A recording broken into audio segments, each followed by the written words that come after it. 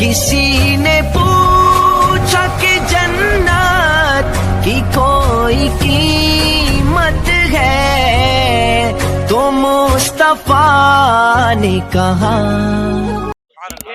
और दूसरों को सिखाए वो सबसे बेहतर है। ये जो कमेटी वालों ने जलसा किया ये भी दीन का काम किया, इसके जरिए से लोग दीन सीखेंगे, इन्होंने ये भी सबसे बेहतर काम किया। वरना अल्लाह चाहे तो मेरे भाइयों वो रब पावर वाला है, हमारी कोई औकात नहीं। हमारे अंदर पावर आई उसके अता करने से, हमारे अंदर समझ आई उसके अता करने से, हमारे अंदर सूझबूझ आई उसके अता करने से, हमारे अंदर बीनाई आई उसके अता करने से, कुव्वते गोयाई आई उसके अता करने से, कुव्वते बसारत समात आई उसके अता करने से, लोगों कुव्वते हरकत आई उसके अता करने से। वो अता ना करता तो कुछ नहीं आता। जब वो हमें अता कर सकता है तो वो किसी और को भी अता कर सकता है। जब वो हमें अता कर सकता है किसी और को नहीं कर सकता। बोलो तो इसका कर्म नहीं है उसने हमें अता किया। मेरे भाइयों ने समझ में आ रही? बोलो कर्म है क्या नहीं है? बहुत कर्म है। नमाज नहीं पढ़ने टाइम नहीं है, टाइम नहीं है। मैंने कहा टाइम नहीं है, टाइम अगर निकालेगा तो हर काम के लिए निकलेगा, और नहीं निकालेगा तो जो खाली आदमी है उसे भी टाइम नहीं है। हजरत औरंगजेब हिंदुस्तान के बादशाह,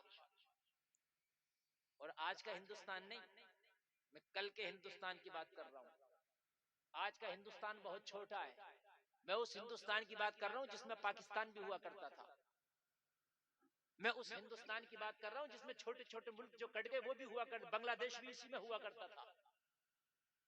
इतने बड़े मुल्क का बादशाह, तू तो खाली अपने घर का चूल्हा चला रहा है, कह रहा टाइम नहीं, तेरी तो औकात क्या। इतने बड़े मुल्क को चलाने वाला औरंगजेब मराठों से जंग लड़ रहा है। तवज्जो करना, इधर दक्कन मराठों से किससे जंग लड़ रहा है? दक्कन में। इधर 14 साल तक तकरीबन औरंगजेब जंग में मसरूफ रहा, उधर दिल्ली नहीं आया 14 साल। जब फौज को मैदान की तरफ औरंगजेब ने निकाला तो कहा सुनो, मैदान जंग में अगर नमाज का टाइम हो गया तो नमाज मैदान जंग में पढ़ी जाएगी। तुम कहते हो टाइम नहीं, तुम कहते हो मौलाना टाइम नहीं, तेरी औकात क्या, तू है क्या, तेरी हैसियत कितनी है? 2 बच्चे हैं तेरे, 5 बच्चे, 6 बच्चे, 10 बच्चे, इससे ज्यादा नहीं है। एक बीवी, एक अम्मा, एक अब्बा, 1-2 भाई बहन, कह रहा नमाज का टाइम नहीं। पूछ औरंगजेब से, उस हिंदुस्तान का हाकिम, उस हिंदुस्तान का बादशाह जो आज के हिंदुस्तान का डबल हिंदुस्तान है। और सुनो, नेट का जमाना नहीं है कि बैठे बैठे देख लो, प्लान का जमाना नहीं था कि 1 घंटे में साहब दिल्ली से और जो है आदमी आगरा और कहां कहां पहुंच गया। इस वक्त हुकूमत करना आसान है, इसलिए कि बैठे बैठे आप पूरी दुनिया को देख सकते हो। अगर आपके 100 पेट्रोल पंप है तो बैठे बैठे हिसाब आपके सामने आ जाएगा, नेट के जरिए ऑनलाइन। बोलो आ जाएगा कि नहीं आ जाएगा?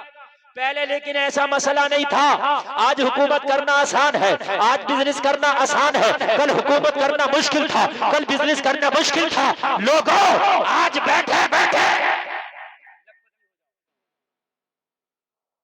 मैं कुछ नहीं हूं, अभी किसी ने मेरे खाते में 10,000 फोन पे कर दिए, फिर किसी ने 10 कर दिए, बैठा हूं ना आते दिख रहे हैं ना जाते दिख रहे हैं, बैठे बैठे लखपति हो गया। नहीं हो गया? आज से अगर 30 साल पहले आदमी ये कहता कि एक जमाना ऐसा आएगा कि बैठे बैठे पैसे आ जाया करेंगे खाते में, ना हिलना पड़ेगा ना जुलना, तो लठ लेके मारता, कहता कैसी बात कर रहा, बेवकूफ बनाना मुझे। 30 साल पहले ज्यादा नहीं कि भाई कुछ नहीं करना पड़ेगा, खाली बैठे रहोगे घर में, अंदर दरवाजा बाहर से लगा के ताला लगा दो, फिर भी बैठे बैठे लखपति हो जाएगा। लठ लेके मारता का नहीं मारता आदमी, कहता बेवकूफ बना रहा मुझे, ऐसा भी होगा क्या? लेकिन लोगों, कल की हुकूमत की बात कर रहा हूं। जब मैदान में देखो औरंगजेब ने कहा सुनो नमाज का वक्त होगा तो नमाज पढ़ेंगे। समझ में आ रहा आपको कि नहीं आ रहा? मैं बहुत अच्छा बोलूंगा इंशाल्लाह अगर आप अच्छा सुनेंगे। ये हमारे बुजुर्ग जय्यद उलमा बैठे, समझ रहे हैं आप? और जहां अच्छे आलिम होते हैं उनकी बरकतें जाहिर होती है। आलिम जवान अगर कहीं हो तो उसकी बरकत होती है, और आलिम बूढ़ा हो जाए तो डबल बरकत होती है। आलिम हो जाए तो उसकी डबल बरकत होती है। ये क्या कर रहा है चुरपुर, क्या कर रहा है? कुछ नहीं, मैं कुछ नहीं करना चाहिए, समझ लेना आप। हाँ, तुम्हारा इम्तिहान है बाबू, आज मैं बैठा हूँ, ये रजवी सीना और रजवी गला है, और अगर आपने मैक में गड़बड़ की तो धुएं निकाल दूंगा इसमें, ये भी मैं बता रहा हूँ। आप मेरी सेहत मत देखना कि मौलाना बहुत पतले दुबले क्या करेंगे, तुम अच्छा बजाना बस। कहा वहां मैदान जंग में नमाज होगी, जो है कहा हुजूर मैदान जंग में सामने दुश्मन मराठों की फौज पड़ी है, उसके सामने हम नमाज पढ़ेंगे। अरे कहा नमाज के खातिर तो सब कुछ कर रहे हैं और नमाज छोड़ देंगे, तो फिर ये जंग करने का मकसद क्या है?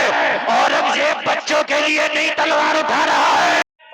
जोर से बोलो, तीर आएगा तो सबसे पहले किसके लगेगा? तो बोलो आसान गाजी हो जाता, हो जाता। आज हक बात कहने के लिए इंसान तैयार नहीं है मियां, तलवार और तीर खाने के लिए तो बड़ी बात है। अगर कोई आलिम खड़ा हो जाए हक बात कहने के लिए तो जमाना मुखालफत में आ जाता, कहता हजरत तुम्हें क्या जरूरत पड़ी है ये नई नई बातें करने की? अरे हजरत को ही जरूरत पड़ी है। अगर मस्जिद में कोई इमाम शराब के खिलाफ तकरीर कर दे तो शराबी मुखालिफ हो जाता है इमाम का। तो मस्जिद के नमाजी कहते हैं हजरत तो आपको क्या जरूरत थी शराब के खिलाफ बोलने?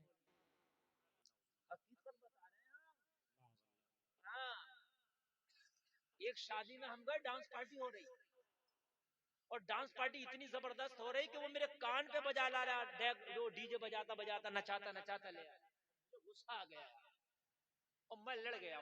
मैंने उनको उल्टा सीधा फिर सुना दिया, और जब सुना दिया तो वो नचनियां भाग गई, और जब भाग गई तो सारे लोग, झगड़ा हो गया तो सारे लोग उससे नहीं कह रहे तू क्यों नचा रहा, मुझसे कह रहे हजरत तुम्हें क्या जरूरत पड़ी थी बोलने की? वो नचा रहा, नचाने देते, आप खाते पीते निकल जाते। हाय हाय, मैंने कहा निजाम मैं कदा कुछ इस तरह बिगड़ा है साकी, उन्हीं को जाम मिलता है जिन्हें पीना नहीं आता। मैंने कहा अब ये कौम जिसे हम शरीफ याद नहीं है ये बताएगी मौलवी को क्या करना चाहिए मौलवी को और क्या नहीं करना चाहिए मौलवी को। मस्जिद में इमाम कौन रहेगा कौन नहीं रहेगा वो कौन बता दिए, जिसे कायदा याद नहीं, जिसे अत्तही याद नहीं, जिसे दुआ कुनूत याद नहीं, जिसे अलहम शरीफ याद नहीं। लोगों जरा गौर करो, मगर वो बादशाह भी लाजवाब था, उसका शाही इमाम भी लाजवाब था। औरंगजेब से कहने लगा हुजूर अगर मैं यहाँ नमाज पढ़ा सकता हूँ तो मैं वहां भी नमाज पढ़ा सकता हूँ। नारे तकबीर, नारे रिसालत, मसलके आला हज़रत। सुभान अल्लाह, सुभान अल्लाह। वाह वाह वाह, जिंदाबाद। आपकी सपोर्ट से मेरा काम चलेगा, ये मेरे खानदान के लोग सपोर्ट करते हैं तो इनकी बरकत से मुझे मैटर जहन में आता है। खुदा कभी सोच के नहीं बैठता मैंने ये बोलना, ये जो मैं बोल रहा हूँ ये बिल्कुल सोच के नहीं बैठा था कि यहाँ से शुरू होगा। ये सब इनका करम है कि मैं बोलता हूँ, समझ रहे आप? यकीनन नहीं रट के बैठे। कितनी रट लेगा आदमी तकरीर है, कितनी रट लेगा, 2 4 10 20 50। आप लोगों ने तवज्जो हटाई तो मैं हट जाऊंगा। तवज्जो कीजिए, शाही इमाम खड़ा हो गया। औरंगजेब को पता था ये दिल्ली की मस्जिद नहीं है, जब जो इमाम खड़ा होगा वही इमाम सलाम फेरेगा। वो मैदान जंग है, हो सकता है खड़ा कोई और हो नमाज के लिए, सलाम कोई और फेरे। वो मैदान जंग है, ये मस्जिद नहीं है, वो मैदान जंग है। कहा दूसरा नायब इमाम सामने आए, अगर मैदान जंग में दुश्मन ने हमला कर दिया और ये इमाम शहीद हो गया तो मुसल्ला तुझे संभालना होगा। पहले ही कंफर्म कर रहा है, कौन? औरंगजेब पहले ही कंफर्म कर रहा है। उसने कहा हुजूर मैं तैयार हूं, सफ़े अव्वल में खड़ा होऊंगा।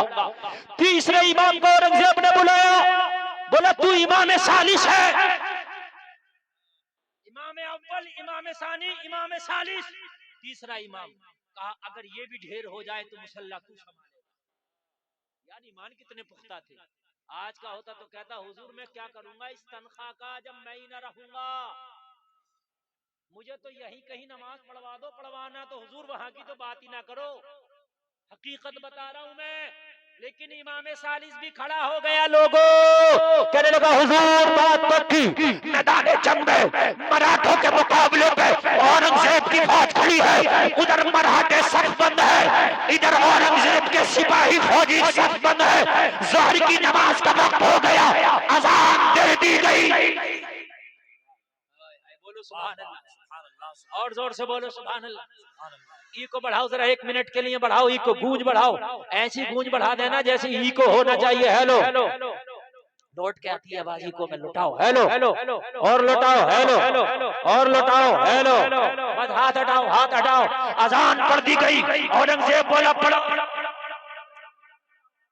औरंगजेब बोला अजान पढ़ो, किसी ने सुनाया, औरंगजेब का मुअज्जिन खड़ा हो गया, पुकारने लगा अल्लाह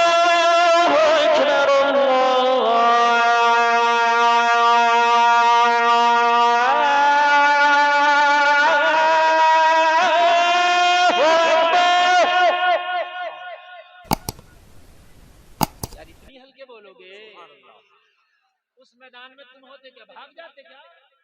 हाय हाय हाय, अजान पड़ी तो दुश्मन का यार वहीं से दिल दहलने लगा। ये अजान इतना बड़ा हथियार है कि अगर इसको इस्तेमाल करो, इंसान तो इंसान, शैतान भागने लगता है। वाह, अगर तुम्हारा शैतान कहीं ना भागे तो अजान ऐसा हथियार है कि इसको पढ़ो।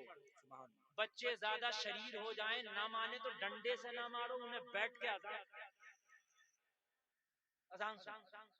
शैतानियां खत्म हो जाएंगी। और जब भी ना माने तो उन्हें अजान याद करा के उनसे पढ़वाओ। वाह वाह, हाँ, ये उलमा बैठे हजरत से पूछे, आग लग जाए तो अजान पढ़ो, रास्ता भूल जाओ तो अजान पढ़ो, बीमारी आई तो अजान पढ़ो, बारिश आए ज्यादा तो अजान पढ़ो, बारिश ना हो तो अजान पढ़ो, आंधी आए तो अजान पढ़ो, तूफान आए तो अजान पढ़ो, जलजला आए तो अजान पढ़ो, जिनका असर हो तो अजान पढ़ो। और लोगों अगर तेरा कारोबार ना चले तो अजान पढ़ो, कोरोना आए तो अजान पढ़ो। हमने कब्र पे अजान पढ़ दी तो 24 नंबरी बोला क्यों पढ़ रहा है? हमने कहा हर मुश्किल में अजान पढ़ी जाती है, और कब्र से बड़ी मुश्किल कौन सी होगी? कब्र से बड़ी मुश्किल कौन सी होगी भाई? हर मुश्किल में अजान पढ़ी जाती है, यही मुश्किल वक्त है यार, ये पहली मंजिल है आखिरत की, इसलिए अजान पढ़ ले, पढ़ने वाला पढ़ ले, अल्लाहू अकबर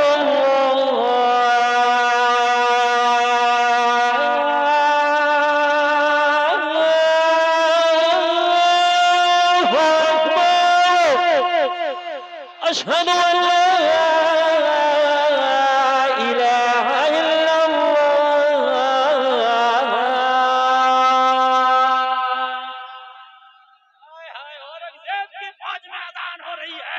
दुश्मन का दिल धड़ धड़ कांप रहा है। अरे ये जंग लड़ने आए हैं, इन्हें तो यहाँ भी जानों की फिक्र नहीं है, जंग को भी इन्होंने मस्जिद बना दिया। तू अगर अपने पे आ जाए तो मैदान जंग को भी मस्जिद बना, और तू अगर गफलत में आ जाए तो मस्जिद में भी जाले लग जाए, मकड़ियों के जाले लगे मस्जिद में, तू गफलत से जागे तो मैदान जंग मस्जिद बने, और तू गाफिल पड़ा रहे तो फिर किसी ने क्या खूब कहा है, मस्जिद तो बना ली शब भर में, ईमान की हरारत वालों ने, मन अपना पुराना पापी था, बरसों में नमाज बन न सके। लोगों अपनी मस्जिदों को आबाद करो, मस्जिदों को आबाद करो। अजान पूरी सुना दे, इतनी रहने दे, अगले साल पूरी कर देंगे, अगले साल पूरी, इस साल इतनी काफी। घर वाले क्या कह रहे हैं भाई, हैं? पूरी कर दे माशाअल्लाह। आप लोग तो अजान सुनते हैं तो मोबाइल में लगे रहते हैं, आज करें पूरी कर दो। अजान सुना करो तो सब कुछ बंद कर दिया करो। फसअउ इला जिक्रिल्लाह, अल्लाह के जिक्र की तरफ भागो, अल्लाह के जिक्र की तरफ दौड़ो, कोशिश करो कि अल्लाह के जिक्र की तरफ तुम्हारे कदम चले। सुभान अल्लाह, सुभान अल्लाह। नबी फरमाते हैं जो अजान के वक्त बातों में मशगूल रहा, खतरा है कि उसका खात्मा ईमान पर ना हो। बड़ा खतरनाक मसला है। अजान का जवाब दिया करो खामोशी के साथ। तो सुना दे, इत्तेफाक है आपका, पूरी सुना दे। सुनाएंगे इंशाअल्लाह, सुनाएंगे सुनाएंगे। यार अगर सुनना चाहते हो तो हाथ उठा के भी कह सकते हो ना, सुना दो। सुभान अल्लाह। जिन्होंने हाथ उठाए अल्लाह इनके हाथों में कभी बीमारी ना लगे। आमीन या रब्बल आलमीन। सुना दे। अच्छा तुम्हारी बात ही मानना है, हम मौलाना होके तुम्हारी बात मान रहे हैं, आप भी हमारी मानोगे? कह दे, कह दे। आज अजान हम पढ़ के जा रहे हैं, वादा करो आज के बाद नमाज हम पढ़ेंगे इंशाअल्लाह। यार ये बात भी हाथ उठा के कह दो ना, सब उठा ले, सब उठा ले, बोलो आज के बाद नमाज नहीं छोड़ेंगे इंशाअल्लाह। बोलिए नहीं छोड़ेंगे इंशाअल्लाह। छूटना नहीं चाहिए आप। और 40 दिन तक इस बात पे अमल करना है। कितने दिन? 40। जोर से बोलो। 40 दिन तुम नमाज मत छोड़ना, 40 दिन के बाद नमाज तुम्हें खुदा ना छोड़ेगी। सुभान अल्लाह।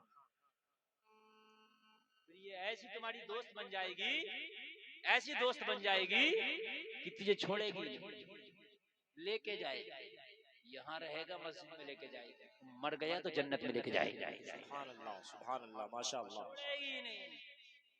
दोस्त उसे बना जो यहाँ भी काम दे वहाँ भी काम हाँ, दे, वाह वाह, है ना?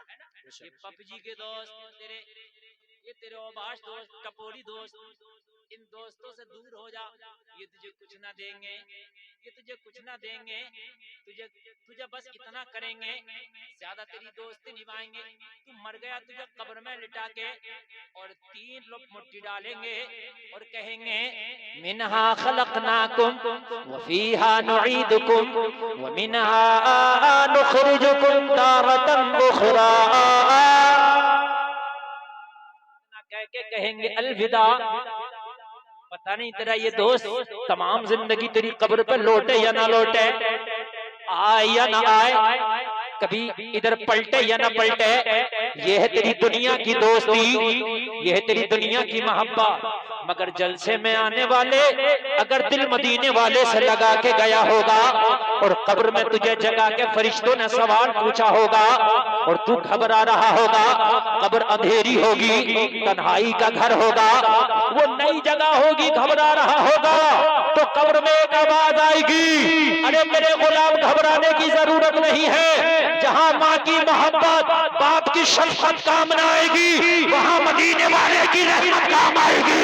सुभान अल्लाह, सुभान अल्लाह। नारे तकबीर, नारे रिसालत, मसलके आला हजरत, मसलके आला हजरत। सुभान अल्लाह, सुभान अल्लाह, माशाअल्लाह। मदीने वाले की रहमत का वाह, मोहम्मद भाई आप भी सीख गए क्या? भाई सीख रहे लेकिन मेरे दाव को ना सीख। वो नया जो डॉक्टर होता है ना, वो जो प्रैक्टिस करता डर लगता है उससे, पता नहीं इंजेक्शन कैसा लगा दे। भाई इसलिए अब बहुत अच्छा चल रहा साउंड, इसको ना छेड़ना, समझो है। हैया अलस सलाह।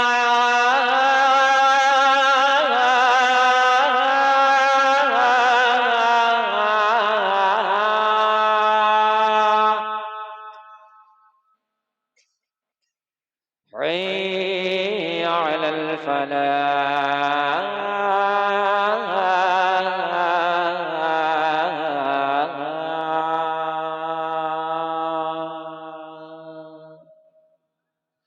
अल्लाहु अकबर,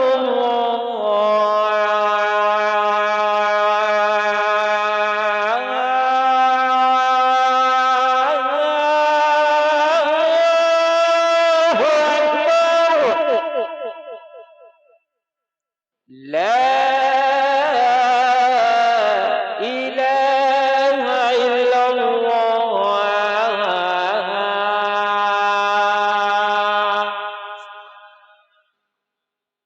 मराठे देख रहे हैं यार, इनके जज्बे क्या हैं, इनके दिल गुर्दे क्या हैं, यहाँ भी नमाज की सूजी है।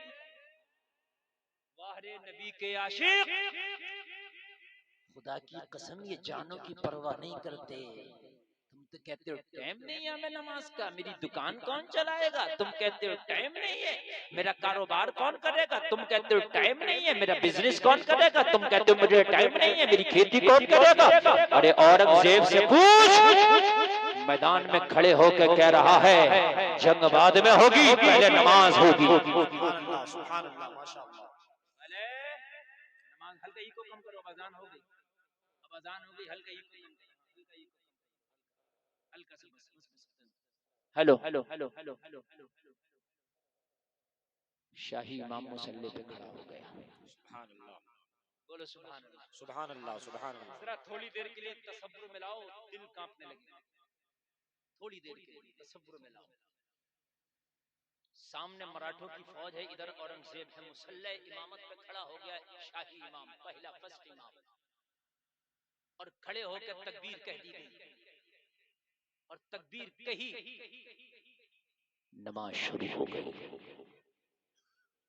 नमाज शुरू हो गई। नमाज जैसे ही शुरू हुई, मराठों की तरफ से एक तीर आया, सनसनाता हुआ इमाम के सीने में पेवस्त हो गया। तीर लगना था, मुसल्ले पे इमाम ढेर हो गया। पहला इमाम मुसल्ले पे ढेर हुआ तो औरंगजेब की नसीहत के मुताबिक इमाम सानी ने मुसल्ला संभाल लिया। जरा जोर से बोले, जोर से बोले। इमाम सानी को पता है ये मुसल्ला नहीं, मौत का मुसल्ला बन गया है, लेकिन संभाल लिया बहरे जज्बा, बहरे इनका ईमान। गुलामाने मोहम्मद जान देने से नहीं डरते, ये सर कट जाए या रह जाए कुछ परवाह नहीं करते।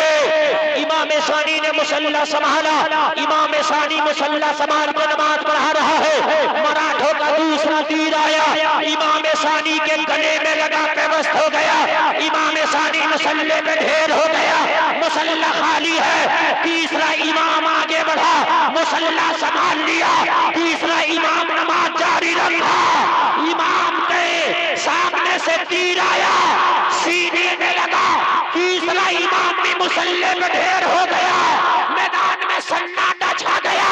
अब कोई मुसल्ला संभालने तैयार नहीं, मुसल्ला खाली है, कोई आगे बढ़ने तैयार नहीं। तीन इमाम जब ढेर हो गए, खामोशी छा गई। जमाने ने देखा कोई आगे ना बढ़ा, खुद औरंगजेब ने मुसल्ला संभाल लिया। वाह वाह वाह वाह, सुभान अल्लाह, सुभान अल्लाह, जिंदाबाद जिंदाबाद। खुद औरंगजेब ने मुसल्ला संभाल लिया। जब मराठों के कमांडर इन चीफ ने देखा बढ़ने वाला कोई और नहीं, शहंशाह हिंदुस्तान है, बढ़ने वाला कोई और नहीं, औरंगजेब है। कमांडर इन चीफ बोला, अरे ये जो आज मुसल्ले में बड़ा है कौन है? कहा कोई और नहीं, ये खुद बादशाह है।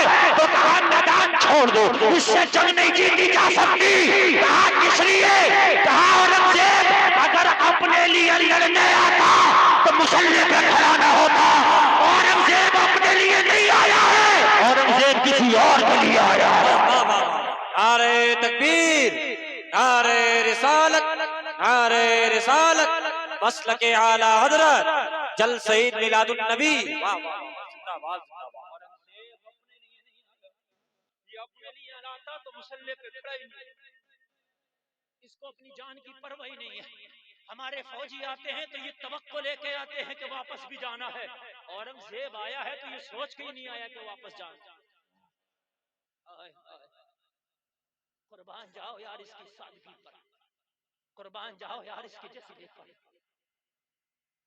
कुर्बान जाओ इसके जज्बे पर। इतना बड़ा शहंशाह, लेकिन खुदा की कसम जान मोहम्मद की जूतियों पे कुर्बान है। सुभान अल्लाह, सुभान अल्लाह। यार हम हैं 50,000 का मोबाइल चलाते हैं, कुर्बानी के महीने में कुर्बानी नहीं कर सकते। हमारे घरों में बच्चे 1-1 लाख का मोबाइल चलाते हैं, हमारे बच्चों में 50-50 हजार के मोबाइल। कुर्बानी का वक्त आया तो कहते मौलाना टाइम नहीं है। अरे टाइम नहीं, तेरा ईमान तो कमजोर नहीं हो गया? तू यार माल की कुर्बानी नहीं दे सकता तो जान की क्या कुर्बानी पेश कर सकता है? बस हमें तो ये है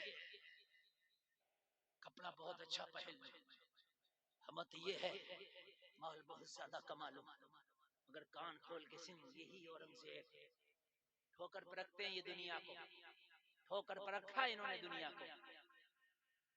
दुनिया को इन्होंने उंगलियों पे नचाया।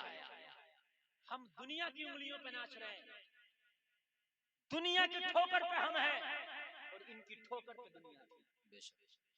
फर्क इतना था। हाय हाय, यही औरंगजेब है। इसने ना अपने उस्ताद को खत लिखा। किसको खत लिखा? उस्ताद। कहा हुजूर मैं दावत करना चाहता हूँ, मेरी दावत खा लें। क्या कर लें? मेरी दावत खा लें। अमेठी के इनके उस्ताद रहने वाले, ये अमेठी नहीं, सुल्तानपुर अमेठी, वो अमेठी लखनऊ के पास, मुल्ला अहमद जीवन, सुभान अल्लाह, इनके उस्ताद। ये आज मुफ्ती कहा जाता है, अल्लामा कहा जाता है, पहले बहुत बड़े मौलाना को मुल्ला कहा जाता है।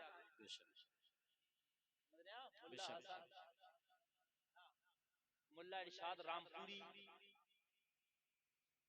समझ रहे हैं आप? तो बादशाह का खत आया यार, अगर तुम्हें किसी बादशाह का खत आ जाए तो आप क्या करोगे? फौरन सब कुछ छोड़ोगे? बादशाह ने बुलाया है, भागोगे?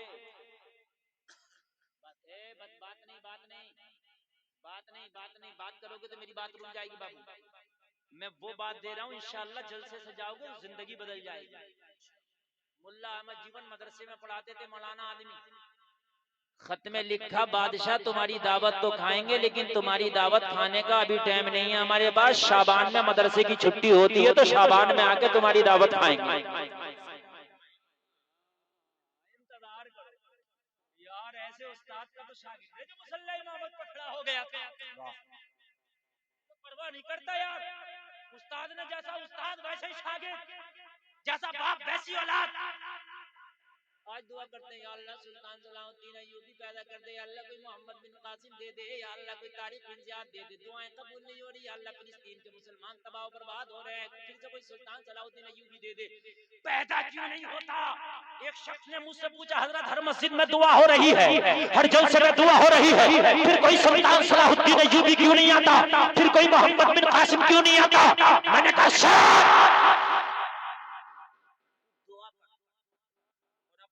जमीन में बादाम और अखरोट के पेड़ पैदा हो जाएंगे। तुम्हारे गांव में अखरोट पैदा होते हैं? बोलो, सच बोलो यार। है? बादाम, पिस्ता, हमारे दोनों हजरत को दुआ कराने बिठा दिए और पिस्ता वो दिए, हो जाएगा? ना ना ना ना ना नहीं, बात समझ में आ रही? नहीं होगा। क्यों नहीं होगा? तो मौलाना, हर जमीन में बादाम और पिस्ता नहीं होता, हर बादाम में, हर जमीन में अखरोट नहीं होता। तो मैंने कहा सुन, हर तोप में सुल्तान सलाहुद्दीन अय्यूबी पैदा नहीं होता। बेटियां बेपर्दा घूम रही हैं, टॉप और जींस पहन के बाजारों में घूम रही हैं, इनके पेट से मोहम्मद बिन कासिम पैदा होगा? बेटियां फेसबुक पे, बेटियां इंस्टा पे, बेटियां टिकटॉक पे नाच रही हैं, डांस कर रही है, तो इनकी कोख से कोई तारिक बिन ज़ियाद पैदा होगा? नहीं।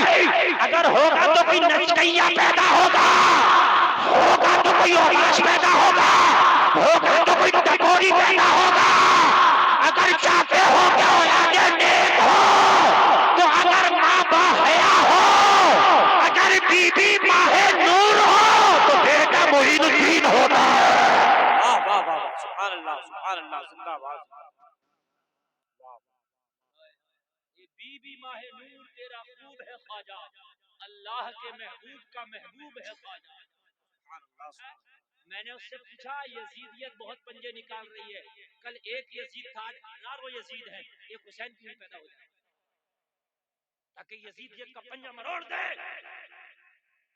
खामोश हो गया, बोला क्यों हुसैन पैदा नहीं होता? मैंने कहा हुसैन पैदा होने के लिए फातिमा की कोख का होना जरूरी है, दूसरी फातिमा ना हो सकी, इसलिए दूसरा हुसैन ना हो सका। अगर चाहते हो कि घरों में कोई सुल्तान सलाहुद्दीन अय्यूबी जन्म ले, तो अपनी बेटियों को लेकर इनके हाथों से टिकटॉक और इनके हाथों से यूट्यूब लेकर के इनके हाथों में कुरान दे दो। मुंबई की अभिनेत्रियों का आइडियल इनकी जिंदगी से निकालकर मदीने की फातिमा ज़हरा का किरदार इनके अंदर लगा दो। सुल्तान सलाहुद्दीन अय्यूबी कहता, मेरी माँ जब मुझे दूध पिलाती थी, मैं माँ के सीने से चिपक के माँ का पिस्तान मुंह में लेके जब चूस के दूध पीता तो मेरी माँ मुस्तफा का दुरूद पढ़ती थी। सुल्तान मोहम्मद खान सानी फातह कुस्तुनतुनिया, जिसने के कुस्तुनतुनिया को फतह किया, 12 मुल्कों की फौजें लगी थी कुस्तुनतुनिया पर, मगर ये उस्मानियों का एक ऐसा चमकता हुआ फूल था कि इसने खुशकी के रास्ते पर कश्तियों को चलाते कुस्तुनतुनिया को फतह किया। ये कहता है जब मैं माँ का दूध पीता था तो मेरी माँ कुरान की तिलावत करती थी और दूध पिला के मेरी माँ गोद में लेकर मुझे छत पे ले जाती थी और छत पे ले जाके कुस्तुनतुनिया की फजीलों को दिखा के कहती, ओ सुल्तान, ओ मोहम्मद खान सानी, तुझे कसम है मेरे दूध की, अगर तुझे मेरे दूध का हक अदा करना है ना तो एक दिन कुस्तुनतुनिया की फजीलों पे इस्लाम का झंडा लहराना होगा। आज की माँ अपने बेटों को दिखा रही है यूट्यूब पे निकाल कर छोटू मोटू, हाँ छोटू पतलू मोटू पतलू, छोटा भीम मोटा भीम दिखा रही है। बच्चे कार्टून देख रहे हैं आजकल। अम्मा बड़ी खुश है, एक तो कह रही हजरत मेरा बेटा खुद ही निकाल ले, बड़ा चालाक हो गया हमारा बेटा, खुद ही मोबाइल चला ले, अब तो यूट्यूब पे खुद ही निकाल ले कार्टून। मैंने कहा बचपन में कार्टून खुद ही निकाल लिया और जब जवान हो जाएगा तो तुझे खुद ही निकाल देगा घर से, खुद ही निकाल देगा। ये मशवरा चलवा, इससे कितने कार्टून चलवाई। कल की माएँ अपने बच्चों को कुरान सिखाती थी, कल की माएँ अपने बच्चों को थप्पियां भी देती थी, सुलाती भी थी। तो यूट्यूब दिखाते नहीं बल्कि ये नगमे सुना सुना कर सुलाती थी। तुम सो जाओ या मुस्तफा कहते कहते, खुले आंखें सल्ले अला कहते कहते। अल्लाह सुभान अल्लाह, जिंदाबाद। अगर बेटा दीनदार हो तो घर की दहलीज तक दीन आ जाता है, और अगर बेटी दीनदार हो तो नस्लों तक दीन चला जाता है। सुभान अल्लाह, सुभान अल्लाह, जिंदाबाद। बेटियों को कनीज़े फातिमा बना दो। आज जो इर्तिदाद का शिकार हो रही हैं बेटियां, गैर मुस्लिमों के साथ भाग के शादियां कर रही हैं, मोहब्बत रचा रही हैं, क्यों? इसलिए कि इनके दिल में इस्लाम की अजमत निकल चुकी है। अगर बेटी के दिल में इस्लाम की अजमत आ जाए तो जान तो दे सकती है मगर ईमान का सौदा नहीं कर सकती। वाह वाह, बेशक। आज कितनी बेटियों ने ईमान के सौदे कर लिए, आज कितनी बेटियां कॉलेजों में गैर मुस्लिमों से दोस्तियां कर रही हैं। पहले ये दोस्ती होती है, फिर वो दोस्ती मोहब्बत में बदलती है, मोहब्बत इश्क में बदलता है, इश्क जुनून में बदलता है, और जब जुनून में आते हैं तो सब कुछ हो जाता है। कनीज़े फातिमा बनाओ बेटी, क्या बनाओ? कनीज़े फातिमा। ये कनीज़े फातिमा जब कॉलेज में गई तो सैकड़ों भेड़ियों ने उसके पर्दे की मुखालफत करी। कर्नाटक की मुस्कान ठीक है नहीं थी, उसने भेड़ियों के झुंड में नारा लगा के बता दिया था, जो जान मांगो तो जान देंगे, जो माल मांगो तो माल देंगे, होगा ना हमसे कभी हरगिज़, नबी का चाहो जलाल देंगे। सबने कहा था मुस्कान जिंदाबाद, सबने अपने मोबाइलों की डीपी पर मुस्कान का स्टेटस लगाया था। अरे स्टेटस लगाने की जरूरत नहीं है, अपने घर की बच्चियों को मुस्कान बनाने की जरूरत है। लगाने की जरूरत नहीं, मुस्कान बनाने, मुस्कान बनाओ। और एक बात सुन लेना, मेरी बातें कभी कड़वी और चिली चिली होती है, लेकिन बात हकीकत पर मबनी होती है। जो इज्जत पर्दे में है, खुदा की कसम वो इज्जत बेपर्दगी में नहीं है। हुस्न पर्दे में ही अच्छा लगता है, हुस्न पर्दे में। एक बात बताऊं ना, सुनोगे? मोबाइल खरीदने जाते हो आप मार्केट में, ठीक है, मोबाइल वही हो लेकिन डिब्बे से बाहर हो, पैकिंग से बाहर, चलाया ना हो, किसी ने सिम भी ना पड़ी हो उसमें, सिर्फ डिब्बे से बाहर कर लिया। आपसे वो दुकानदार कह लो भाई ये मोबाइल है, आप कहोगे नहीं मुझे डिब्बा पैक चाहिए। क्यों भाई? चलाया नहीं है भाई, चलाया नहीं है, मगर मुझे डिब्बे के अंदर डिब्बे के अंदर है तो गिराकी बढ़ गई। डिब्बे से निकला तो इसकी औकात बढ़ गई। मेरे भाई, हमारी बेटी अगर हिजाब में है तो इज्जत ज्यादा है। वाह, बेटी हिजाब से निकली तो इसकी इज्जत खत्म हो गई। और दो एक मिसाल अगर आपके भेजे में आ जाए, पर्दा वो चीज है। दिल्ली में चंद साल पहले चलती बस में एक बेटी के साथ बलात्कार हुआ।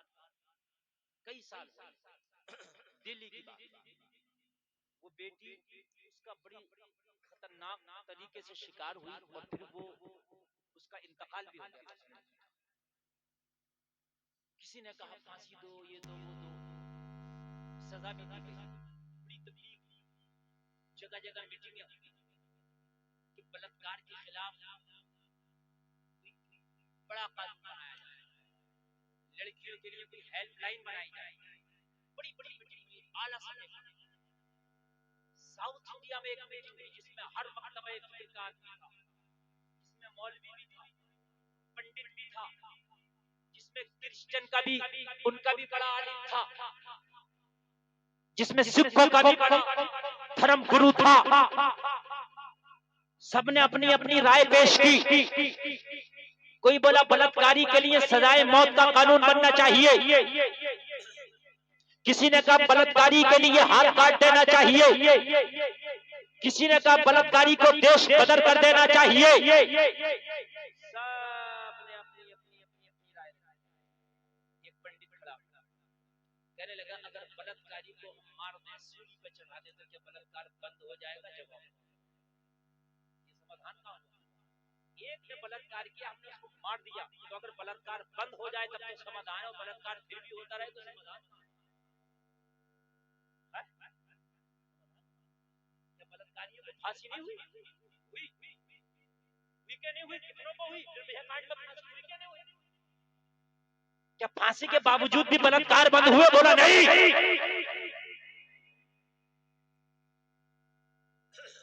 बोले जब मारने से, सूली पर चढ़ाने से बलात्कार बंद नहीं हुआ तो दूसरे कानून से बलात्कार बंद नहीं होगा। तो बोले पंडित तू बता क्या होना चाहिए? तमिलनाडु का पंडित बोला था नया कानून बनाने की जरूरत नहीं है, 1400 साल पहले कानून बन चुका है, उसे फॉलो करने की जरूरत है। कहा पंडित उस कानून का नाम क्या है? कहा मदीने में बैठ के मोहम्मद रसूलुल्लाह ने जो कानून बनाया था पर्दा, पर्दे को फॉलो करने की जरूरत है। अगर बेटियां हिजाब को फॉलो करें तो मैं गारंटी देता हूँ बलात्कार से बच जाएगी। नारे तकबीर, नारे रिसालत, नारे रिसालत, जल शहीद मिलादुन नबी। जिंदाबाद। कहता हूँ आज भी जो बेटी पर्दे में रहे उसकी इज्जत की हिफाजत। पर्दा एक जबरदस्त चीज है कि बेटियों की इज्जत की हिफाजत की जमानत लेता है। तुम्हें मैं मिसाल दूंगा, आपको होगा हजरत सही कह रहे हो, है ना? आज तो 4 पैसे आए, मॉडर्न माहौल आ गया, बेटियां टॉप में आ गई, 4 पैसे आ गए। तो यार ये नया जमाना मॉडर्न माहौल है, तेरे पास पैसे आ गए तो इसका क्या मतलब है? इस्लाम चला गया तेरे घर से? तेरी बेटियां बेपर्दा घूमेंगी, बेहिजाब के बाजारों में शॉपिंग करेंगी। इस्लाम अमीरों के लिए भी है, इस्लाम गरीबों के लिए भी है। मरने के बाद ना तेरे कब्र में जेब होगी ना गरीब में जेब होगी। सिकंदर जब दुनिया से गया तो बेटे से क्या किया? कब्र से मेरे हाथ बाहर निकाल देना। बेटे ने कहा बाप किस लिए? कहा दुनिया को बताऊंगा, दुनिया पर हुकूमत करके भी सिकंदर जा रहा है तो खाली हाथ जा रहा है।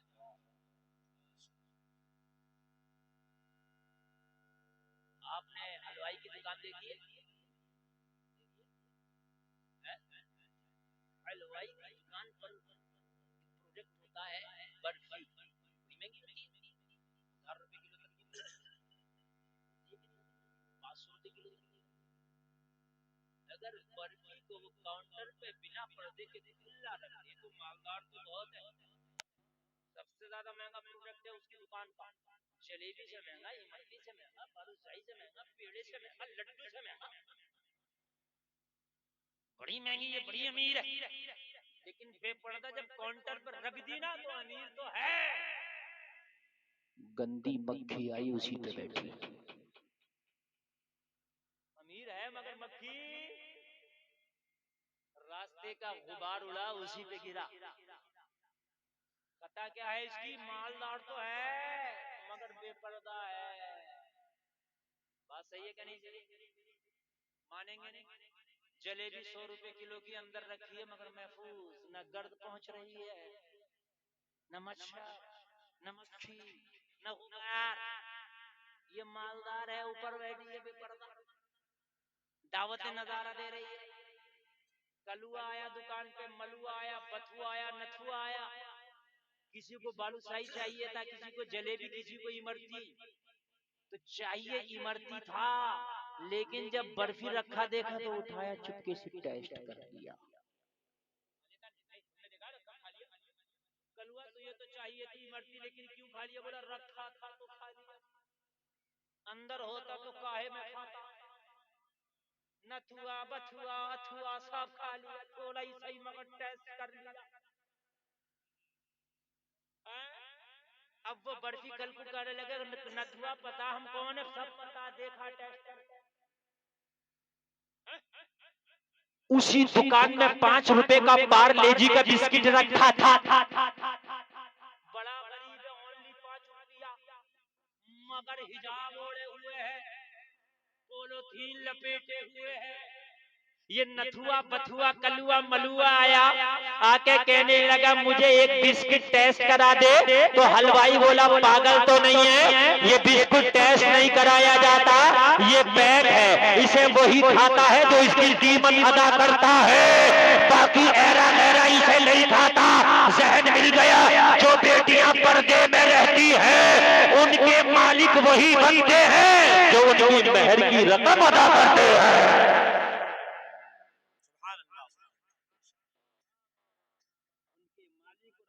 वही बनते हैं जो उनके महर की रकम अदा करते।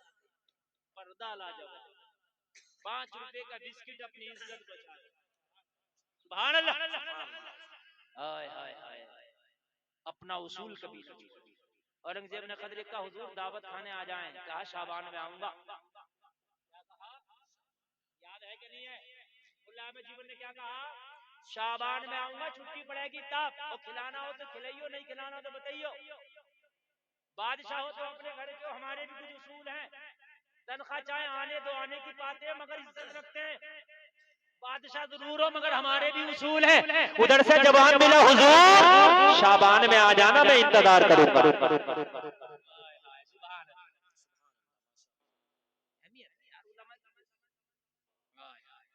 शाबान में मुल्ला अहमद जीवन पहुंचे, दावत खाई, और दावत खाने के बाद वापस जब आए तो औरंगजेब ने चवन्नी नजराने में दी। क्या दिया नजराना? उस वक्त के हिसाब से, बादशाह के हिसाब से तो नजराना छोटा आया। शहंशाह हिंद और चवन्नी, शहंशाह हिंद और चवन्नी लिया, और लाने के बाद ये करा गए। अब देखा चवन्नी है तो इन्होंने चवन्नी से सोचा क्या करे क्या करे क्या करें, बिनौरा खरीद लिया। गाय का कपास का बीज खरीद के बो दिया, बोले लाओ इसको यही काम करके देखते हैं। उस चवन्नी में इतनी बरकत हुई, इतनी बरकत हुई, इतनी बरकत हुई कि इतनी खेती बड़ी, इतनी बड़ी, इतनी बड़ी कि चंद साल गुजरे थे, मुल्ला अहमद जीवन का शुमार उस इलाके के मालदारों में होने लगा। सुभान अल्लाह, सुभान अल्लाह। बरकत चवन्नी थी। आज तो आदमी सोच रहा मालदार हो जाऊं, चाहे हराम का हो हलाल का हो। बहुत से लोग तो सोचते हैं 1 नंबर के काम से मालदार नहीं हो रहा तो 2 नंबर का करूंगा। अगर अल्लाह ने तेरी किस्मत में अमीरी नहीं लिखी है तो 2 नंबर का कर ले या 4 नंबर का कर ले, अमीर नहीं होगा। और अल्लाह ने किस्मत में अमीरी लिखी है तो चवन्नी से अल्लाह अमीर कर देगा।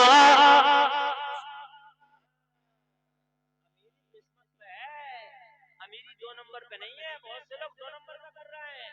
ये बता, ये अल्लाह ने 18 हजार मखलूकात पैदा की है, इसमें किसी का कारोबार है अलावा इंसान के? और कोई मखलूकात की भी नहीं। एक मछली समंदर में ऐसी है, उसका वजन है 300 टन। कितना? उसकी खुराक है तकरीबन एक हाथी के बराबर। सुबह की इतनी और शाम की इतनी। अल्लाह उसे भूखा नहीं मारता, उसे भी खिलाता, कारोबार उसका भी कुछ नहीं। और रुमाल वालों, क्या खिलाता मछली को? निकल गई, ये है मेरी कौम। मैं जब भी तो कह रहा हूँ मेरी तकरीर गौर से सुनो। बताओ इस मछली का कोई कारोबार है? लेकिन एक हाथी के बराबर। ठीक है। और कुछ मखलूक ऐसी है, इन उलमा के सामने बड़ी जिम्मेदारी से बोल रहा हूँ मैं, खुदा की कसम अगर पूरी दुनिया भी चाहे कि इसे हम कुछ खिला दे तो नहीं खिला सकते, क्योंकि कुछ मखलूक इतनी छोटी है कि उसका पता ही नहीं है कितना बड़ा लुकमा खाएगी और क्या। कुछ मखलूक तो अल्लाह की ऐसी है, ये पता नहीं कि इसका मुंह किधर है। यार हशरातुल अर्द देखो, जमीन से निकलते पिस्सू बहुत छोटा सा एक अल्लाह की मखलूक है, उसका मुंह कितना छोटा होगा, फिर उसका लुकमा कितना छोटा होगा, वो खाएगा क्या? अल्लाह को ये भी पता है ये लुकमा कितना बड़ा खाएगा, और अल्लाह को ये भी पता है ये खाएगा क्या। इन 18,000 में कुछ वेजी है, कुछ नॉन वेजी है, कुछ वेजी है, कुछ नॉन वेजी है। ऐसा नहीं है अल्लाह नॉन वेजी को वेजी खिला दे ना, जिसको जो चाहिए अल्लाह वही खिला। यार जब इनको इनके पसंद की खिला रहा, सीपी में कीड़ा, सीपी में बंद है चारों तरफ से, अल्लाह इसे भूखा नहीं मार रहा, इसे खिला रहा है। जमीनों में कीड़े, अल्लाह उन्हें भूखा नहीं मार रहा, अल्लाह खिला रहा। पहाड़ों में कितने कीड़े, अल्लाह उन्हें भूखा नहीं मार रहा, खिला रहा। तो जलसे में आने वाले तुझे अल्लाह कैसे भूखा मार देगा? तो फिर हराम की तरफ क्यों जा रहा है? जब अल्लाह 18,000 मखलूकात को खिला रहा है तो तुझे कैसे भूखा मार देगा? कसम खा के उठना, आज के बाद हराम नहीं कमाएंगे, कमाएंगे तो हलाल कमाएंगे। शराब के धंधे खत्म, जुआ के धंधे खत्म, सूद के धंधे खत्म, इसलिए कि अल्लाह ने जितना लिख दिया किस्मत में इतना मिलके रहेगा। ये वादा है मेरा, मेरा तजर्बा। लोग मौली साहब नहीं बनाते कि मेरा बच्चा मौली साहब बन के करेगा क्या, 5,000 की तनख्वाह होगी, क्या करेगा? हमने कहा नंबरदार साहब, चौधरी साहब, प्रधान साहब, ये तुम्हारी गलत फहमी है। अगर आलिम बना दिया और इसकी किस्मत में अल्लाह ने ज्यादा लिखा है तो आलिम बन के भी ज्यादा आ जाएगा। और अगर अपने बेटे को आपने इंजीनियर बना दिया तो हमने इंजीनियर भी मक्खी मारते देखे हैं, इंजीनियर भी देखे हैं कि उनकी जॉबें नहीं लग रही हैं, तनख्वाहें नहीं आ रही हैं, लाले पड़े हैं। इंजीनियर या मौलवी से नहीं है, ये अल्लाह ने जितना किस्मत में लिख दिया उससे। हमने मौलवियों को भी अरबपति देखा। नहीं बात समझ में आ रही है? ये देखो पैसा है, दिख रहा, ये मेरे कदमों में पड़ा। इंजीनियर के कदमों में मत देखना, मौलवी के कदमों में। कितना भी बड़ा इंजीनियर हो मगर ऐसा कदमों में मत देखना। समझ रहे हैं? ये है मौलवी की शान। और शान बता दो, अल्लाह इन मौलवियों को खिलाता तो इतना अच्छा, इंजीनियर का दादा ना खा पाएगा। जितने मुर्गे इन मौलवियों ने खा लिए होते हैं ना, इतने मुर्गे ना 100 इंजीनियर ना खा पाएगा। मेरी बात गलत है? बताइए। एक एक मौलवी इतने मुर्गे खा के बैठा है। हाँ, देसी हो, परदेसी हो, विलायती हो, सही बता रहे हैं मेरे भाई। तो जब अल्लाह खिला भी अच्छा रहा, पिला भी अच्छा रहा, तो फिर और क्या चाहिए भैया तुम्हें? किस्मत से मिलता है। और तुम करोड़पति बन जाओ, अल्लाह मर्ज दे देगा, तरा नहीं खाऊंगा, भुना नहीं खाऊंगा, फीका नहीं खाऊंगा, मीठे नहीं खाऊंगा, तो किस काम की दौला? टुक टुक दी दम दम न कशी दम दम दम दम खान पे रखता हूं। यार खा लेता, मजा आ जाता, मगर डॉक्टर ने मना कर दिया। आएगा वो जो अल्लाह चाहेगा।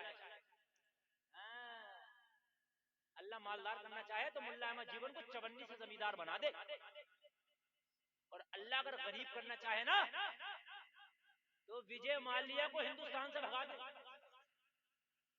अब क्या करनी, भाग गया, घाटा हो गया, इतने बड़े को घाटा हो गया। अब अल्लाह जाने हुआ कि नहीं हुआ, हमारे सामने तो दिखा रहा, हमने तो जो दिखा रहा है वही बताएंगे। अल्लाह चाहे तो अनिल अंबानी को जमीन पे ले आ। हमने देखा जिन्होंने जहेजों में कारें मांगी थी, कारें क्या मांगी? कार चाहिए ससुर जी, कार। जहेज में कार मांग के मैंने देखा कार बिक गई, टेम्पुओं में लटक लटक के सफर कर रहा। 10 रुपए में चार बाग से आलमबाग। हमने कहा कहाँ गई दामाद जी बोलेरो? बोले बिक गई। हमने कहा ससुर के देने से बोलेरो में नहीं सफर करोगे, अल्लाह के देने से सफर करोगे। मांग कितनी मांगे? मेरी बात का अगर यकीन ना आए तो सुबह को मेरे साथ चलना, 50 जमात बता दूंगा जिन्हें कारें मिली, लटक लटक के टेम्पो में सफर कर रहा है, दिहाड़ियां कर रहे हैं, मजदूरियां कर रहे हैं। और मैंने देखा कि जिन्होंने सादा निकाह किए, मुस्तफा की सुन्नत के मुताबिक निकाह किए, अल्लाह ने इतना नवाजा कि अल्लाह उन्हें जहाजों में घुमाया, जहाजों में।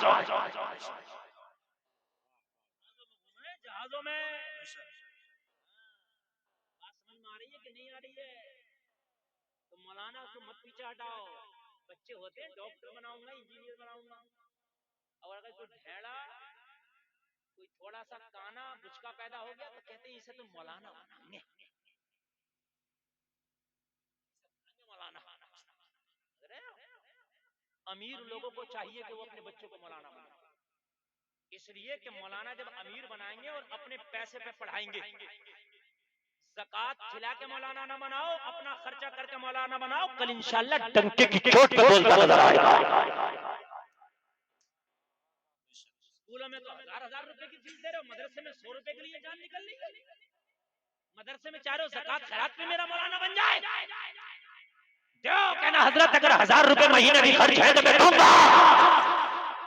अमीर लोग जब अपने बच्चों को मौलाना बनाएंगे, अमीर आलिम दीन बनेगा, किसी की परवाह नहीं करेगा, टंके की चोट पर बोलेगा।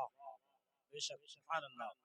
आज इमाम नहीं बोलता, क्यों नहीं बोलता बेचारा? इसलिए नहीं बोलता कि उसको खतरा है कि इमामत में चली जाए। हकीकत बात बता रहा हूं मैं। अभी एक इमाम से मेरे रामपुर की बात है, बेचारा कहने लगा हजरत मैंने औलिया अल्लाह की शान में वो कर दी तकरीर, तो एक वहाबी आता है मेरे पीछे नमाज पढ़ने, उस कमबख्त ने मुखालफत शुरू कर दी और जमात दूसरी लगा दी, मस्जिद में दूसरी जमात हो रही। कहने लगा तुमने औलिया अल्लाह की शान में क्यों तकरीर करी? मैंने कहा हाय क्या क्या मामला आ गया यार, आज इमाम को हक बोलने से रोका जा रहा है। लोगों कान खोल के सुनो, अपने बच्चों को आलिम दीन बनाओ, अगर अल्लाह ने इनके नसीबे में लिखा है तो ये अमीर हो जाएगा। बेशक, सुभान अल्लाह, सुभान अल्लाह, सुभान अल्लाह। मुल्ला अहमद जीवन 55 से इतने अमीर के इलाके के जमींदारों में इनका नाम आने लगा। सुभान अल्लाह, और जोर से बोलो। औरंगजेब दिल्ली में था नहीं, औरंगजेब मराठों से जंग लड़ रहा था, 14 साल जंग लड़ने में इसको उधर ही लग गए, जो अभी मैंने बताया। कितने साल लग गए? जब 14 साल के बाद दिल्ली वापस आया, अपना नबिश्ता मांगा उसने। क्या मांगा? नबिश्ता। एक लाला था, जो इसका वो लाला का नाम मेरे जहन से निकल रहा है, लेकिन लाला था, ठीक है, पंडित था, लाला के नाम से उसको याद किया जाता था। वो इसका रजिस्टर मेंटेन करता था, वो था मुंशी कैशिया, ठीक है, वित्त मंत्री, खजाने वाला मंत्री, वित्त मंत्री होता ये वाला, खजाने का जो मंत्री। बुलाया मंत्री साहब इधर आओ, हिसाब दो 14 साल का, कितना बढ़ा, कितना खर्च हुआ, कितना टैक्स लगाया, कितना टैक्स वसूल किया। तो था गैर मुस्लिम मगर था सच्चा। कहने लगा हुजूर रजिस्टर ये है, हिसाब ये है, लेकिन आपकी सल्तनत में एक जमींदार का इजाफा हुआ है, मैंने डर की वजह से उस पर टैक्स नहीं लगाया। वो टैक्स के काबिल है, टैक्स की जद में आता, मैंने नहीं लगाया। कहा क्यों? कि इसलिए नहीं लगाया, वो आदमी आपका बड़ा करीबी है, कहीं आपको बुरा ना लग जाए। कौन है? कहने लगा मुल्ला अहमद जीवन, आपके उस्ताद। औरंगजेब चक्कर में पड़ गया, मदरसे में पढ़ाने वाला मौलवी इतना मालदार हो गया कि टैक्स की जद में आ गया। बोले सुनो मंत्री साहब, है मेरा उस्ताद, उस्ताद बाद में है, पहले बुलाओ, बुलाओ तो पहले हिसाब लूंगा कि ये माल आया। यार बोल दो ना सुभान सुभान अल्लाह। अल्लाह। यहाँ तो अंधा बांटे रेवड़ी अपने अपनों को दे। यहाँ तो मंत्री अगर बन गए तो मंत्री उनके सारे रिश्तेदार ऐश कर रहे हैं। बात है कि नहीं है? कहा मेरा उस्ताद मदरसे में पढ़ाने वाला और टैक्स की जद में आ गया, बुलाओ खत लिखो।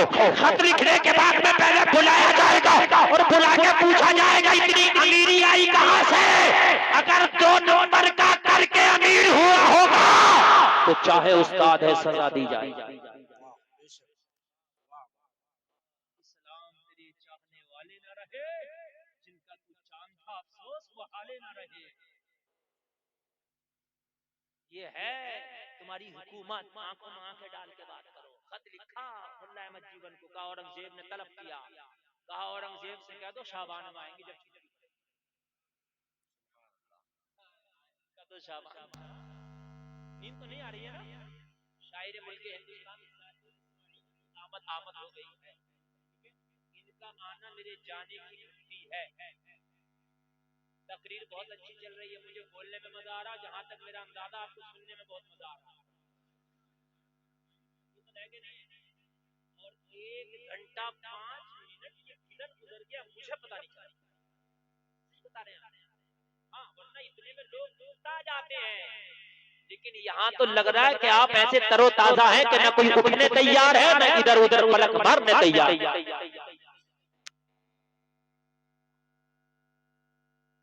ना ये डरे शाबान में आएंगे, शाबान में। हाय हाय, आज का होता तो पैकेज भिजा देता भाई, सीबीआई न बैठ जाए, ईडी मार दे, बैग भिजा दो। अगर मुल्ला अहमद जीवन ने चवन्नी भिजाई, शाबान में आएंगे सब हिसाब। बादशाह शाबान का इंतजार कर रहा, मुल्ला अहमद जीवन शाबान में हाजिर हुए।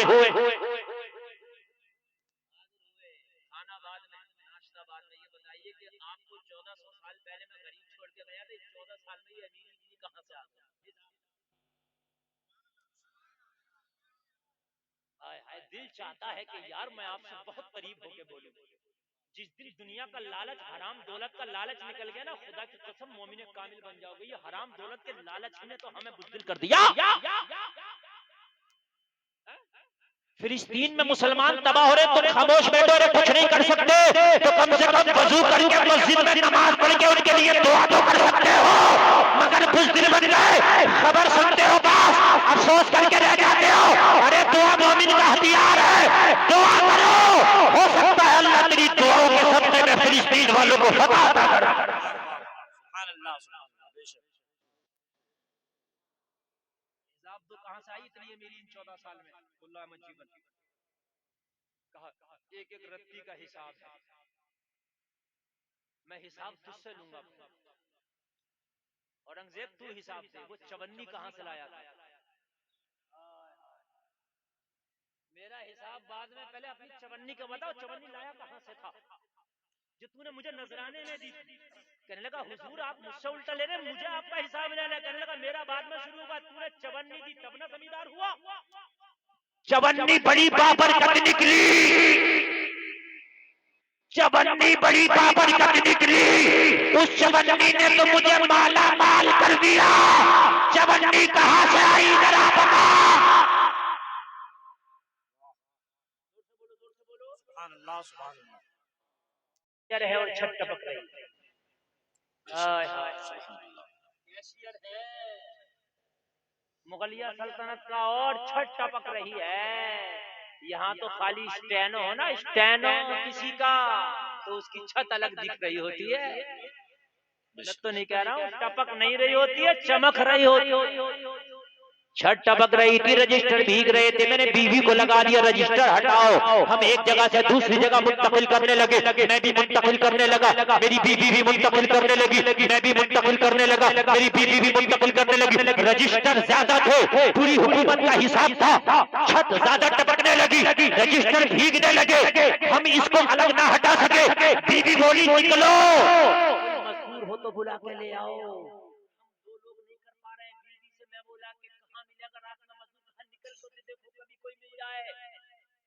बादशाह सलामत जब घर से बाहर निकला तो कोई नौजवान मेरी दीवार से चिपका खड़ा था। बारिश के मौसम में मैंने सोचा शायद कोई मुसाफिर है बारिश में मेरी दीवार से चिपक के बारिश से छिप रहा हो। मैंने पूछा नौजवान कौन हो, तो नौजवान के चेहरे पे कपड़ा पड़ा था, नकाब लगा था। नौजवान ने कहा मैं मजदूर हूँ, दिन में मुझे मोहलत नहीं मिलती, रात में मजदूरियां करता हूँ। मैंने कहा मुझे मजदूर की जरूरत है, मेरे घर का काम करा दे, तुझे मजदूरी दे दूंगा। वो नौजवान आ गया, मेरा हाथ बटाने लगा, रजिस्टर इधर से उधर करने लगा। जब रजिस्टर सारे इधर से उधर करा दिए, मजदूर जाने लगा। मजदूर बोला मेरी मजदूरी दे। शेर कहता हुजूर मेरे पास देने को कुछ नहीं था। मैंने कहा मैं तुझे दिन में दे दूंगा, दिन में आ जाना। वो मजदूर बोला मुझे दिन में नहीं, मुझे अभी चाहिए, जो भी हो अभी दे दे, जो भी हो अभी दे दो। मैंने बीवी से पूछा तो मेरी बीवी के पास सिर्फ चवन्नी थी। वो चवन्नी मैंने उस मजदूर को दे दी। हिसाब में इसलिए नहीं आ पा रही, मैं उस मजदूर को जानता ही नहीं वो कौन था। मैं जानता ही नहीं कौन था, मैंने लिख दिया जनाबी को दी। बस उसी चवन्नी का कमला है। औरंगजेब बोला मुल्ला अहमद जीवन से हुजूर मैं टोपियां बना के अपने घर का खर्चा चलाता हूँ, कुरान शरीफ लिख के अपने घर का खर्चा चलाता हूँ। और जब इनसे भी मेरे घर का खर्चा नहीं चलता तो मैं महीने में 2-4 रातें ऐसी होती है कि रात में मजदूरी छीन के करता हूँ, उससे अपने घर का खर्चा चलाता हूँ। बारिश वाली रात जो ये कैशियर मजदूर को लेके गया था वो कोई और नहीं, खुद औरंगजेब था। हुजूर वो नहीं था, मैंने अपने कैशियर के रजिस्टर हटवा के मजदूरी किया था। जो चवन्नी इसने दिया था वो औरंगजेब को दिया था, वही चवन्नी मेरी रखी थी, मैंने दावत करके नजराने में आपको दिया था।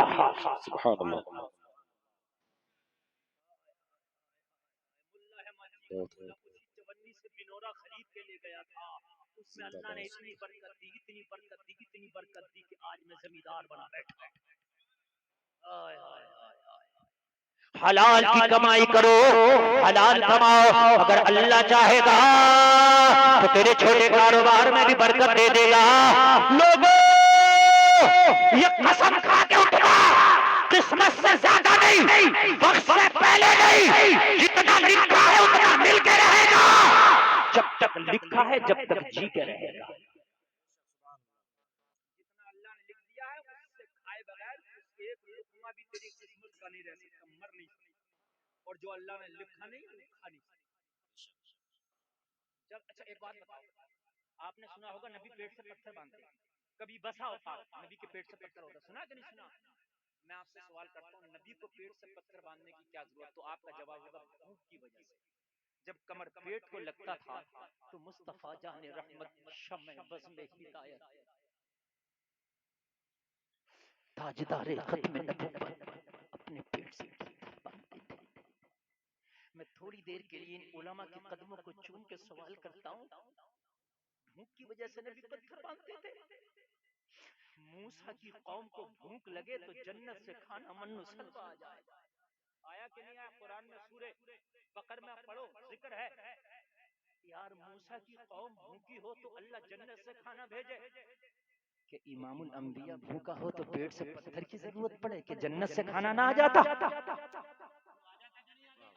बल्कि जन्नत से खाना नहीं, अगर नबी इशारा करते तो जन्नत आ जाती। फिर पेट से पत्थर क्यों बांधा? तो इसलिए बांधा कि मेरी उम्मत के गरीबों, अगर गुर्बत की वजह से कभी खाना ना मिले तो हराम की तरफ हाथ ना बढ़ाना, हो सके तो पेट से पत्थर बांध लेना। जहां खाना मुस्तफा की सुन्नत है वहां भूखा रहना भी मुस्तफा की सुन्नत है। मगर हराम के लुकमे की तरफ कभी हाथ ना। अल्लाह ने जितना लिख दिया है वो मिलके रहेगा। जब मिलके रहेगा मेरे भाई तो फिर हराम के दरवाजे पर ताला क्यों ना लगा दिया जाए? क्यों भाई? भाइयों जब मिलकर रहेगा यार हलाल का, तो फिर हराम के दरवाजे पे क्यों ताला ना लगा दिया जाए? बोलो बोलो बोलो बोलो बोलो भाई, हराम के पे ताला लगाओ और हलाल से उम्मीद रखो, तेरे नसीबे का अल्लाह तुझे अता करके रहेगा। अल्लाह कहने सुनने से ज्यादा अमल की तौफीक अता फरमाए। कहने में कोई खता हुई हो तौबा करता हूँ, मौला माफ फरमाए। इन्ना अकरमकुम इंदल्लाहि अत्काकुम, अल्लाह की नजर में इज्जत वाला वो है जिसका तकवा ज्यादा है, अल्लाह की नजर में उसकी इज्जत ज्यादा है। कहने सुनने में कोई खता हुई हो अल्लाह माफ फरमाए, तौबा करता हूँ, अल्लाह की